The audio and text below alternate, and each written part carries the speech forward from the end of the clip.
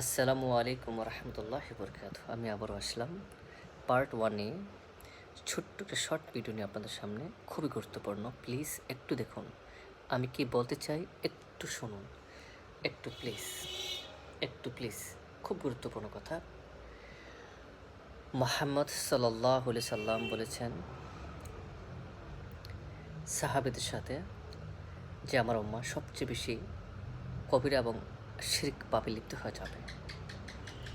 যদি কোনো এক সময়ে মুহাম্মদ সাল্লাম বলছেন, যদি কোনো এক সময়ে অমাবস্যা রাতে, অমাবস্যা মানে যে পূর্ণিমার চাঁদের পরে আবার একটা স্টেপের পরে যখন অমাবস্যা হয়, অমাবস্যা রাতের অন্ধকারে যদি একটা কালো পাথর রেখে দেওয়া হয়, কালো পাথর, একদম কালো কালো পাথর রেখে দেওয়া হয় অমাবস্যা রাত্রে।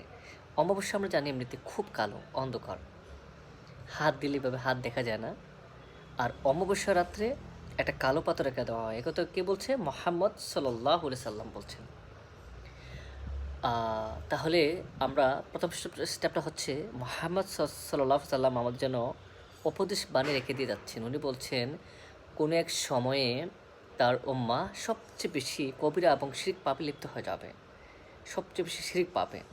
তাহলে শিরক পাপটা কীভাবে হবে দেখেন, এবং কত পার্সেন্টেজ হবে। এখানে মুহাম্মদ সাল্লাল্লাহু আলাইহি সাল্লাম বলছেন অমাবস্যা রাত্রে যদি একটা কালো পাথর রেখে দেওয়া হয়, আর কালো পাথরের উপর যদি একটা কালো পিঁপড়া হাঁটে, যেমনিভাবে পৃথিবীর কোনো মানুষ ওই কালো পিঁপড়াটাকে অমাবস্যা রাত্রে কালো পাথরের উপর এবং কালো পিঁপড়াটা শনাক্ত করতে পারবে না এখানে কি আছে, তেমনিভাবে আমাদের অন্তরে, মুসলিমদের অন্তরে শিরিক প্রবেশ হয়ে যাবে, শিরিক প্রবেশ করবে। আর আমরা জানি ঈমান ভঙ্গ হওয়ার কারণ, আল্লাহর সাথে নাফরমানি হওয়ার কারণ হচ্ছে আল্লাহর সাথে শিরক করা।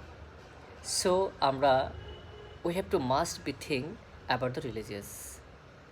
প্লিজ আমার কথাটা যদি ভালো লাগে সাবস্ক্রাইব করবেন আমার চ্যানেলটাকে, এবং আমার এই ভিডিওটাকে একটু শেয়ার করে আমার মুসলিম ভাইদের কাছে পৌঁছে দিন।